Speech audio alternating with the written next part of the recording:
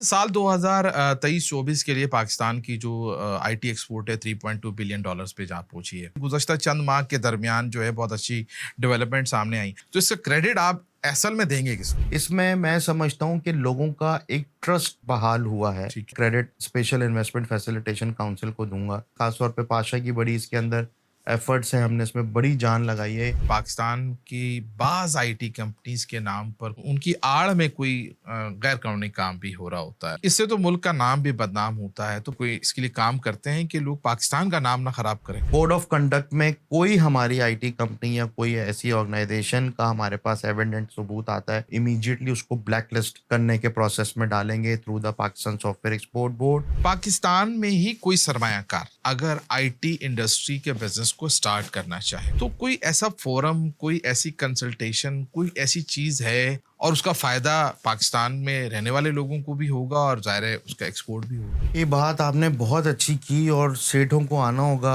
IT में invest करना। सेठों को आईटी इंडस्ट्री को अगर देखा जाए तो दुनिया में पाकिस्तान को आप किस मुल्क को बेंचमार्क करके जो आईटी के शोबे में अपनी जान लड़ानी चाहिए कि जो पाकिस्तान का मौजूदा तालीमी निज़ाम है, क्या इसके अंदर जिस किस्म का कोर्स आउटलाइन हमारा इस वक्त चल रहा है, कुछ तालीमी माहिरीन कहते हैं कि ये बहुत आउटडेटेड जो है कोर्स आउटलाइन है। अगर आप सॉफ्टवेयर डेवलपर से या प्रोजेक्ट मैनेजर से टीचिंग कराना शुरू कर देंगे तो ये तो मुमकिन नहीं है। हमें इस वक्त सबसे ज्यादा पाकिस्तान में जरूरत है इंटरनेशनल लेवल की master training certification for our existing faculty. पिछले दिनों आपकी पाकिस्तान के वफाकी वजीर खजाना औरंगजेब खान साहब से भी मुलाकात हुई। उसमें आपने उनसे कोई जो तजावीज़ दी, कोई वादे लिए टैक्स के हवाले से, ये तो अभी तमाम सैलरीड क्लास है, ये उसका मसला है, लोग एहतजाज कर रहे हैं। तो आपकी वजीर खजाना साहब से क्या बात हुई? वाहिद एसोसिएशन जिनको हमने बताया आपके पास इस वक्त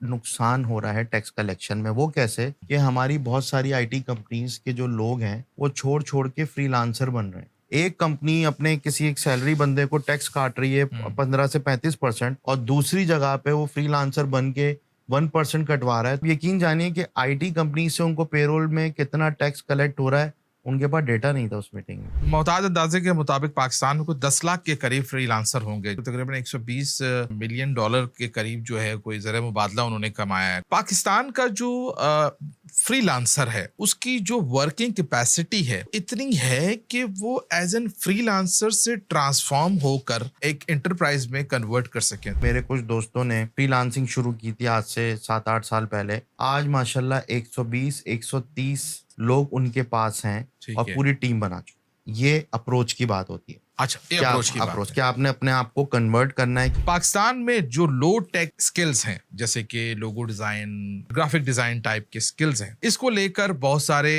इंडिविजुअल्स शॉर्ट कोर्सेज ऑफर करते हैं। पाकिस्तान में कुछ एनजीओज भी इस दौड़ में शामिल हो गई कि अगर आप ये कोर्स करेंगे तो इसके नतीजे में आप इतने $1000 की बात होती है कमा सकते हैं। ये दुरुस्त प्रैक्टिस है कि आप हर शख्स को इस तरीके से मुतासिर और रागिब करें कि वो सब छोड़ छाड़ के ये करना शुरू कर दे। जो कोर्स भी करा रहे हैं और जो नारा भी हम लगा रहे हैं वो हर कोर्स के अगेंस्ट में एक स्टैट्स नंबर्स दिए जाए। अगर आप महीने में इतने लोगों बनाएंगे तो इतने पैसे कमाएंगे, हफ्ते में या महीने में आपकी ये इनकम हो सकती है। आ जाओ, आके पढ़ लो।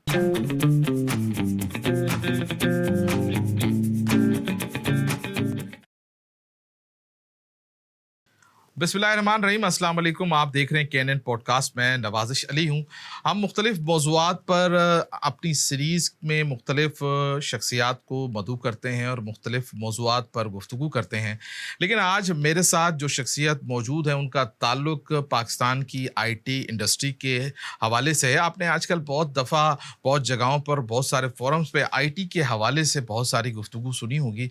यहाँ तक कि हमारे वज़ीर-ए-आज़म पाकिस्तान भी अपनी तकारीर में आईटी इंडस्ट्री में मौजूद पोटेंशियल के बारे में बात कर रहे होते हैं। तो हमने सोचा क्यों ना इस हवाले से एक जो है मोतबर तरीन शख्सियत को बुलाया जाए और उनसे इस पूरे मौजू के ऊपर गुफ्तगू की जाए। तो मेरे साथ इस ज़बरदस्त मौजू पर बात करने के लिए मौजूद हैं ज़ुहैब खान साहब। आप चेयरमैन हैं पाशा के, और पाशा जो है पाकिस्तान में आईटी इंडस्ट्री के हवाले से एक रिप्रेजेंटेटिव बॉडी है। अस्सलाम वालेकुम ज़ुहैब साहब, कैसे हैं आप? खैरियत से? अल्लाह का शुक्र। सबसे पहले आपका शुक्रिया, आपने हमें टाइम दिया। آئی ٹی انڈسٹری کے حوالے سے بہت سارے ابہام ہیں، بہت ساری باتیں ہیں جو مختلف مثبت بھی ہیں اور منفی بھی ہیں، تو ہم نے سوچا کہ آپ کے ساتھ بیٹھ کر ان باتوں کو جو ہے وہ کلیریفائی کیا جائے۔ سب سے پہلے تو یہ بتائیے گا کہ یہ جو پاشا جو تنظیم ہے یہ کیا چیز ہے، اور جب یہ کب بنی تھی، اس کے مقاصد کیا ہیں، اور اس تنظیم کے بننے کے بعد آج تک اس کے پلیٹ فارم سے آئی ٹی انڈسٹری کے حوالے سے کیا کیا کامیابیاں سمیٹی گئی ہیں؟ جی بہت شکریہ آپ کا بلانے کا۔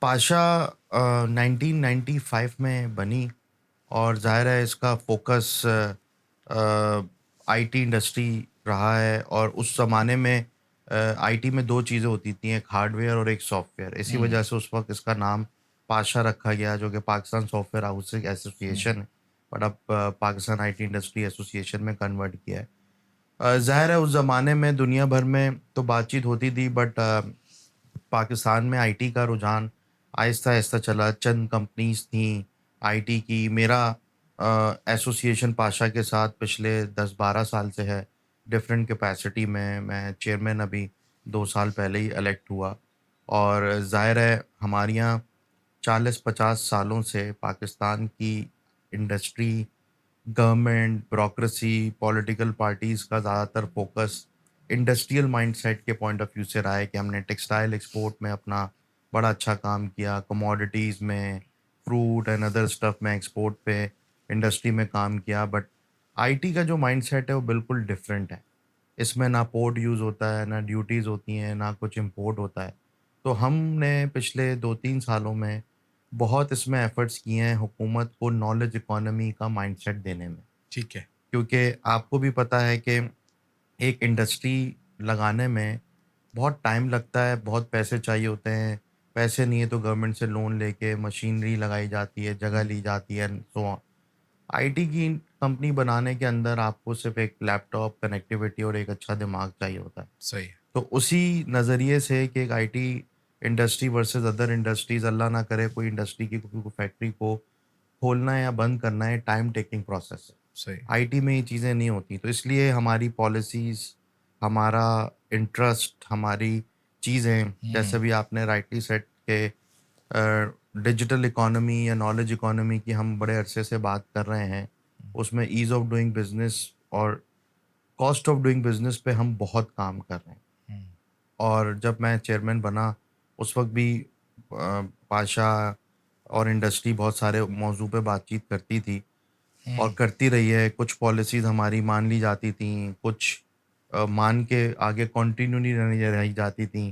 جیسے ہماری ٹیکس آئی ٹی ایکسپورٹ پہ ٹیکس ہالیڈے تھا 2025 تک، لیکن وہ 3-4 سال پہلے اس کو ہٹا دیا گیا، جس کی صحیح ہے، وجہ سے جب پالیسی کنٹینیو نہیں ہوتی، تو جب پچھلے سال میرا 1 سال مکمل ہونے والا تھا تو ایس آئی ایف سی بنی۔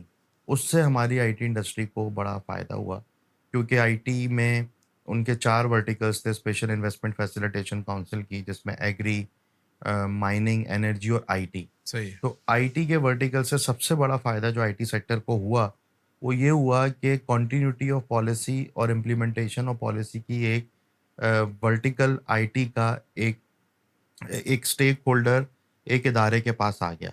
اچھا، میں being a chairman I witness, میرے دوران میرے سامنے حکومتیں چینج ہوئیں، کیئر ٹیکر گورنمنٹ آئی، ہوں، بیوروکریسی میں فیڈرل سیکرٹریز چینج ہوئے، ہوں، لیکن آئی ٹی پہ پالیسیز میں کوئی تبدیلی نہیں ہے، تبدیلی نہیں ہے۔ اب صحیح، ہم جو جتنی کوشش کر رہے ہیں وہ اور مزید بہتر کرنے کی کر رہے ہیں، اس کی امپلیمنٹیشن کی کر رہے ہیں، اور ایگزیکیوشن کی کر رہے ہیں۔ ٹھیک ہے، اور الحمدللہ اس دوران جو ہے ہم 15 سے 16 ممالک کے اندر آئی ٹی سیکٹر کو باہر لے کے گئے، ٹھیک ہے، کیونکہ آئی ٹی کا جو بزنس ہے نا وہ باہر جائے بغیر اب ملتا نہیں ہے۔ پہلے ہوتا تھا کہ لوگ پورٹل سے on line coffee free lancers کے پورٹل سے بڈ کر کے پروجیکٹ لے لیا کرتے تھے آسانی۔ اچھا یہ آپ یہ کہہ رہے ہیں کہ اکثر ہم یہ دیکھتے ہیں، ویڈیوز دیکھتے ہیں لوگ کہ جی یہ جو فری لانسنگ پلیٹ فارمز ہیں، بس آپ وہاں جائیں، اکاؤنٹ بنائیں اور کام کرنا شروع کریں، یہ تھوڑا ڈیفیکلٹ ہو گیا ہے۔ اب بہت چیلنجنگ ہو گیا ہے، کیونکہ فری لانسنگ جو ہے وہ صرف آئی ٹی کی نہیں ہوتی۔